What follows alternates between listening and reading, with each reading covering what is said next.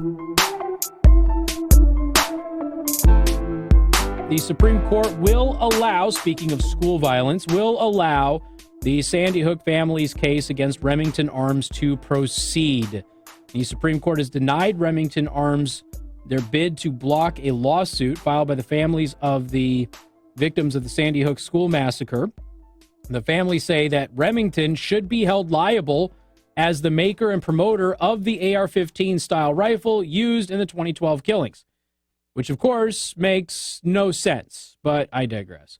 The court opted not to hear the gunmaker's appeal in a decision that was announced Tuesday morning. The justices did not include any comment about the case. They just simply said, we're not going to hear your case. So that's it. It'll go back down. Now, of course, if Remington wins or loses, it can still be appealed up to the Supreme Court. But Remington was sitting here, looking at this and going, well, first of all, we're already protected by the law. Second of all, you don't sue the manufacturer of something if somebody abused the item that the manufacturer makes, just like you wouldn't sue somebody who made an automobile if somebody decided to drive down the sidewalk and kill dozens of people. Remington had appealed to the highest federal court after the Connecticut Supreme Court allowed the Sandy Hook lawsuit to proceed in March.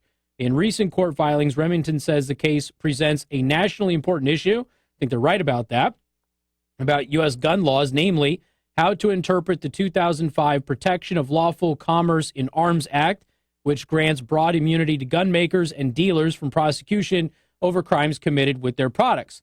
And like I said, you don't have to have that same protection with a car because everybody understands it's the person behind the wheel of the car that caused the issue, not the car's manufacturer. Remington manufactured the Bushmaster AR-15 style rifle that Adam Lanza used on December 14th, 2012, to kill 20 first graders and 6 adults at the elementary school in Newtown, Connecticut. The families first filed their lawsuit in December of 2014, saying the Bushmaster rifle never should have been sold to the public because it is a military-style weapon, which, of course, those of us who are shooters know is not true. They accuse Remington of violating Connecticut's unfair trade practices law when it knowingly marketed and promoted the Bushmaster XM15E2S rifle for use in assaults against human beings, which, of course, they did not do. The closely watched lawsuit has survived many legal twists and turns, moving from state to federal court and back, and repeatedly escaped bids by Remington and gun owners groups to quash it. While the suit initially centered on a claim of negligent entrustment or providing a gun to somebody who plans to commit a crime with it, the case now hinges on Remington marketing the gun. There was just a survey that was done here this week that found that women overwhelmingly prefer AR-15s to any other gun on the market. And part of the reason for that is it is light, easy to handle, accurate, and it allows them to hit the target with ease. That is the point. So all of the things that make an AR-15 such an effective tool are the things that are being used against it right now. So when you argue against an AR-15, you're literally arguing for somebody to be less able to control and use the tool in the manner that is the safest possible way. And, of course, they say, well, bad guys are able to easily use it too.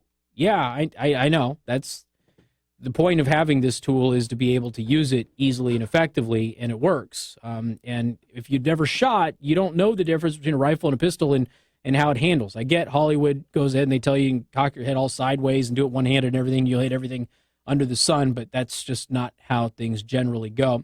We'll take your phone calls on this and more coming up. News Talk 95.3, Michiana's news channel.